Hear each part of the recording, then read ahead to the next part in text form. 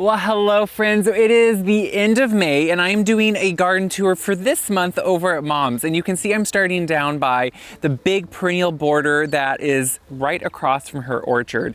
So this is going to be a fun garden tour. I have done ones at Mom's before, but I have not done one, I don't think, in May or kind of that mid-spring, right before summer, beautiful time when things are really blooming, growing. We have had a beautiful spring of a lot of good rain.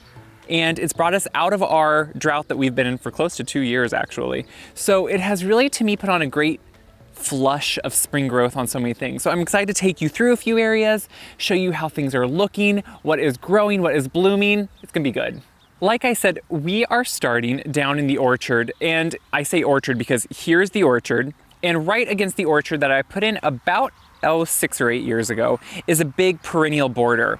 Now in this border, there is a real mixture of a lot of fun things. Now, I like to think of this as kind of a cottage style, maybe a little bit English kind of border that really brings in a lot of different perennials, but has a little bit of structure. So it does have some green velvet boxwood every so often that during the winter adds structure.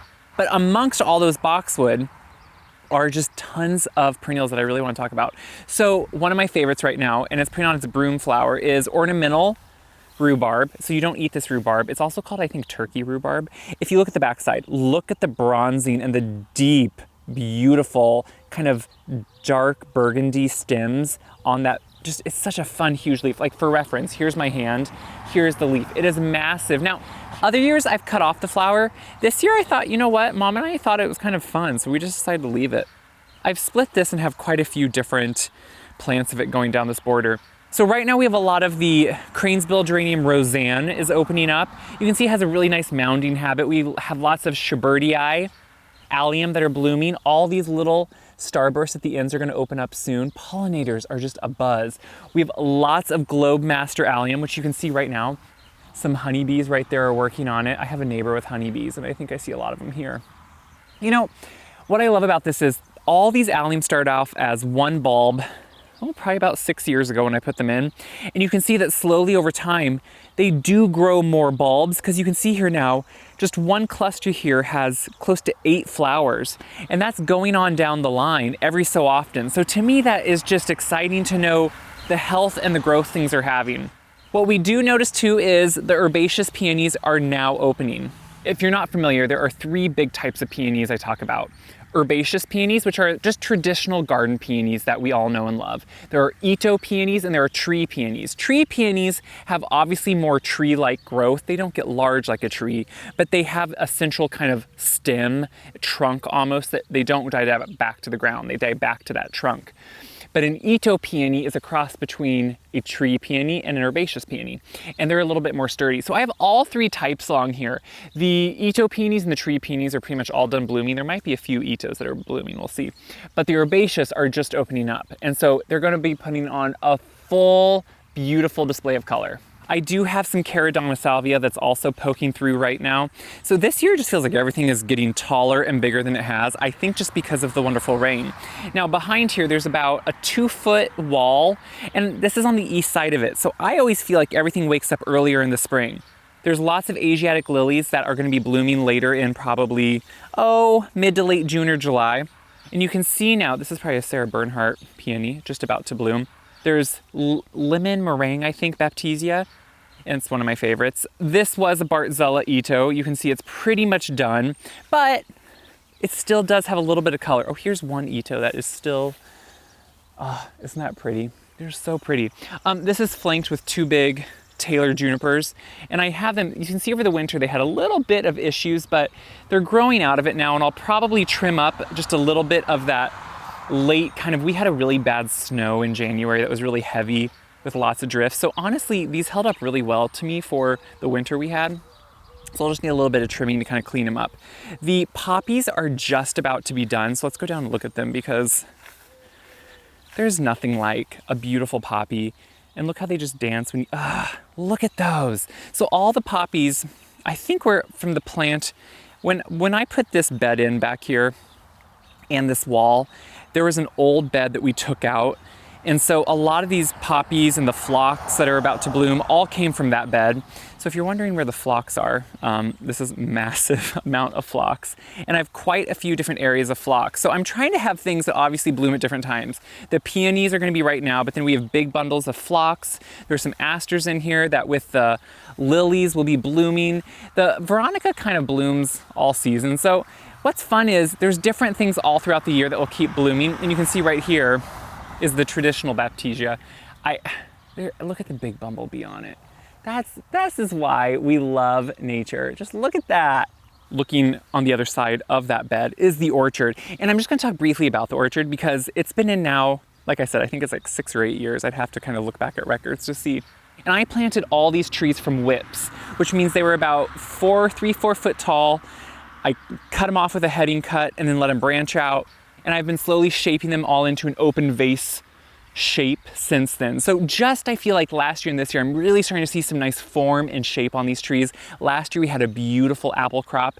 This year I'm noticing some apples too, so I want to show you. On these trees there is a mixture, I should say, of peaches, of plums, of cherries, of pears, and apples. So you can see right here already, the apples are setting. So this year will look, I don't think it's gonna be quite as large of crop as it was last year, which is probably good because last year we had really a bumper crop. And it's better for the trees really not to put on quite as much growth. This is one of my favorites, and it's an early yellow transparent, which is a really hard apple to find. Not the Lodi variety, it's the yellow transparent. And look, these are ones that get ready in late July, and we always make applesauce out of these. They stay mostly green with just a hint of blush, and it makes a sweet tart applesauce that needs no sugar. It just, to me, has the best flavor, so I'm really excited for those. So quite a few of these trees now are really starting to, I feel like, have the time to put in growth that they actually are now having some good fruit to them. So I always think when you start with a small tree, it's gonna take around probably that like 4 to 6 years for good fruit production. And I can finally say I'm really getting to that point where you can see lots of beautiful apples on these trees. Even the Honeycrisp has quite a few this year, which Honeycrisp is hard for me to have a lot of apples, but they're doing quite well. So right beside the orchard is Mom's vegetable garden. I put in a raised bed area for her. After I put in the orchard, so it was probably more like 4 or 5 years ago, but it's actually looking really good. Now, Mom's area is something I would like to do someday. It has rock pea gravel around all the beds, so there's no trimming. It's easy to take care of, and it's really nice to work with. So I thought we could see what's growing in her garden. There was the orchard. There is the perennial border we were looking at. Right here is the vegetable garden. And so I planted soft net garlic here last fall and shallots. I just today cut off all of the flower heads that were coming on the shallots. So just like with garlic, how you cut off a scape, you cut off these seed heads on shallots to make sure they put all their energy back into the bulb itself. Like right here's one I didn't get. And that's just because you want the biggest, best head of a shallot you can. So you remove all these flower stems, which obviously I missed a couple. We have onions planted beside it, and then we have cole crops here in a few beds that I did put row covers on because Mom too finds, like I do, it is the easiest way to not have to do anything to them, to organically be able to raise them without any bugs. Now Mom is really good at interspersing. So in the middle of her cole crops there, she has a row of radish that she peels this back every so often and picks. Mom is very good at putting multiple things together to save space, but be able to plant more too. So that's always, to me, is something she's really good at. Our strawberries are really actually turning color now. So if you remember, I put straw down to help with the pill bugs from eating them. It hopefully will keep the berries off that floor of the soil. And then I have fertilized them 2 times with berry tone from Espoma, but they're starting to put their color on. They're looking really beautiful. The rain again this year has really been helping out. We always wait, even though it looks really red, you want to wait till even the tip is red. That way when you pick it and cut it open, it will be red all the way through with no white. That is going to give the best flavor. So when you grow things yourself, you can do that. You can pick it at the optimal time, make sure it's going to be super healthy, super delicious. See, it's not quite ready. The part that hits the sun first always turns more color. Mom puts herbs in little containers around bird bath. I did have to put some netting over the string beans, or just we plant jade beans for when we either want to eat fresh green beans or canned beans, but birds were picking them out as they were coming through. So we made sure to cover those. We have sweet potatoes planted that she did hill. And then her tomatoes are planted, but she puts the tiles around them too to protect them, which you can see right here. And then soon enough, we'll be putting the cages around them. Now again, around a lot of her tomatoes, Mom put some, they're probably Vienna or Duke kohlrabi that she has planted. She's really good at mixing and matching things together, just because by the time, and some spinach, by the time the tomatoes are done, the kohlrabi, or the tomatoes are grown, the kohlrabi will be done and there'll be plenty of room. So there are some pole beans here too that sprout every year. I think it's the Kentucky variety. But then this leads right into the east lawn. You know, as a gardener, every year presents changes in the garden. That's just what happens. We have better years, harder years, greener years, because they're maybe wet years, things like that. So this area up here is an area that I added a new bed to that you probably saw. I had a 2-part video on putting together a new bed here at Mom's for kind of a different type of perennial border up on this side of the wall. So down below, these are some green mountain boxwood that are looking like a really nice hedge. I have never touched these. I have never trimmed them in the last 8 years, and they have just been growing from a small 2-gallon size into a really nice, close to 4-foot tall hedge. At some point I may trim them, but I'm kind of letting them go at the moment just to see what they get to.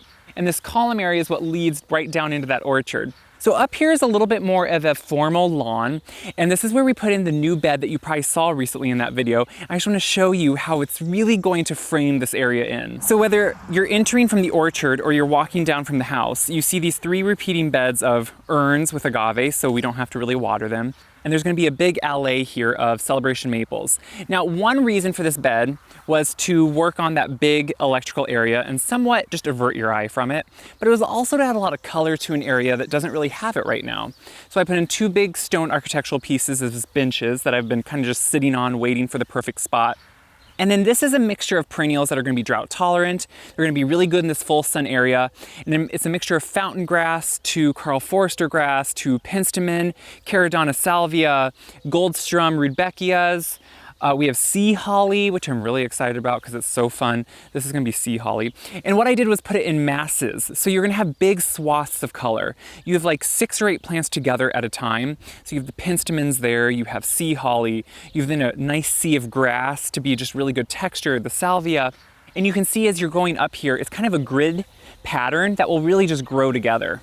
You know, I started doing around my new path area at my house last year and the year before some different perennials that were more to me a chop and drop method, where all these perennials here too are ones that in the spring, after they've sat all winter, when the temperature is correct, we can come out with a push mower, just self-mulch and chop everything and let it drop right here. So it will act as its own compost, adding to the soil year after year, and then coming out and fleshing out all this beautiful growth. So it's a really easy care flower bed, and that's what I really want to make sure, whether I'm taking more care of it or Mom is. There's going to be, oh, and there's liatris in here too.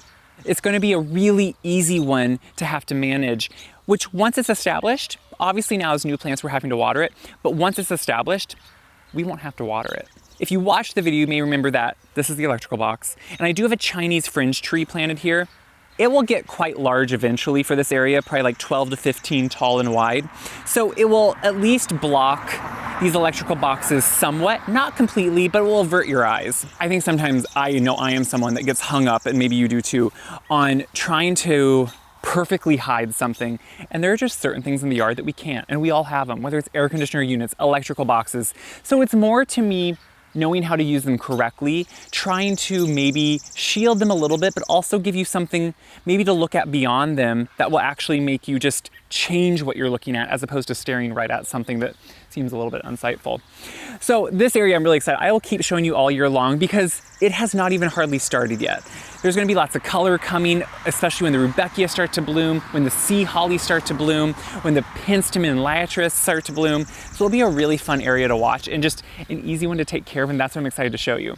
So you can see we're going from somewhat a formal but also perennial and easy to take care of area, and we're gonna go over to the front of the house where Mom to me has that great looking farmhouse, a 4-square farmhouse that's just conducive to those summer plants we love. So we're coming right up around the front porch, and if you wonder, I live right over there and I'm at Mom's house now, so we're about a quarter of a mile apart, not even 1/8 of a mile maybe.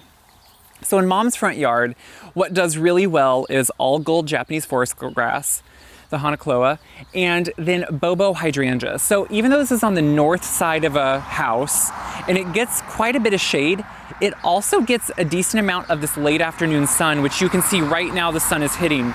So Bobo hydrangea generally love full sun, and I would say they only get about part sun here, but they do so well. Every spring I trim these back to about 3.5 foot, and then they flesh out tons of growth because they bloom on new wood. They're a panicle hydrangea that blooms on new wood, and they are going to be full of blooms here in July. I'm really amazed at how well they do, and it's one of those things where once you find that what works, you just keep doing it. In the two urns in front of the front porch, we have caladium because they kind of have that part sun, part shade mix, and they're one of the sun caladiums that can take that part sun, part shade, and they have a bright color. So these were just planted. They fill this whole urn by midsummer with that bright red color. Being on the north side, this bed for ages kind of eluded me of what to work well there. Growing up, we had a mix of junipers and things, and some, I think, kind of ground cover junipers that were getting old by the time I redid this about 5 years ago. And what you do is when you find what works, you do some repeating action to it. So these beautiful Japanese all gold forest grasses, this year I split a whole bunch of them, and you can't even tell. And I repeated them back behind here into the corner. So it will just be a big sea of chartreuse green against a pagoda dogwood, that black lace elderberry. So all of it will just kind of keep working there. And that's the thing. I think once I figure out what works, I try to incorporate more of it, because obviously if it's happy, that whole area will be happier with it. As we leave the front porch, we come into a bed that I put in probably about more just like 3-4 years ago. And what you see right now are a lot of Walker's Low catmint or nepeta. And usually I steer away from the Walker's Low because I'm gonna walk up to it so you can see what happens here. I know the sun is just probably slightly in the way, but as we get close, you're gonna see Walker's Low gets really tall. And we're talking like over 2 feet tall usually, up to sometimes 3 foot. And what happens is it kind of opens up in the middle and splays open. And that's the one drawback of this nepeta. I would say cat's pajamas is a lot lower, and it doesn't usually do this. But from a distance, this bed is so long that it has such an impact with this tall nepeta. So I've thought of changing it out, but honestly, what usually we do is come June, I will cut it back about halfway, let it flesh out new growth, new blooms, and it does really well. I have lots of Culver's root here. That's what this plant is. And it goes all the way down. We'll have big spires of purple blooms. I have lots of Sun King Aurelia for kind of a bright chartreuse color against the Techni arborvitae. And then Fire and Light hydrangeas that have a more blush tone when they bloom. Again, they're a paniculata, so they bloom on that new wood. I don't plant anything and let it blooms on new wood. I don't want to worry about late season frost in the spring. I don't want to worry about when to cut them or when not to cut them. New wood hydrangeas are, to me, always easy. And again, turkey rhubarb, because look at the show. I do have some, I think it was the blue eye Samsonia. So not only does it bloom now, it has beautiful fall color too. And then the urn, of course, this one we forget to water every year. So I have planted it with all things that need no water. I have a big agave in it. I have some burro's tail that's going to be coming out of it. I have some different, I think it's string, I think that's string of bananas or a senecio that's coming out of it too. It's all just things I save every year. And then since I didn't want to have to worry about watering and Mom didn't want to have to worry about watering, we just potted it with everything that didn't need it. On down this bed, it's really more of the same. Mom has a fire pit area she likes to use out here. So there is a 3-flower maple that will offer a little bit of protection from the road. Fritillaria are obviously done blooming under it. There's lots of hellebores that are done blooming under it, but they have gorgeous foliage right now. So everything has really been a mix back here, but it's all done so well and really filled in the last few years. There are some evergreens against the road too that will really act as more of a wall as they fill in. So that was a portion of Mom's yard on a late mid-spring garden tour, should we say? You know, I think it's fun to show gardens at different times of the year because there's always going to be something different blooming. And it kind of helps us see how other people put things together. So of course in the comments, let me know if you want to see something more. Let me know things that you like to put together. I think it's always fun to see what other gardeners do. And that's kind of the point of this, is so we can all see from each other, learn from each other maybe, and see how other people's garden is growing. Again, I'm in zone 5B in Iowa, and so that's where all this is growing. And this year we're about 2 weeks ahead, I would say, from weather, just how quickly we warmed up in the spring and where everything's at. So, you know, that's why one of the reasons every year it is different. So let me know what your garden is looking like, what you're enjoying right now, and keep checking back because I'll keep showing the progression.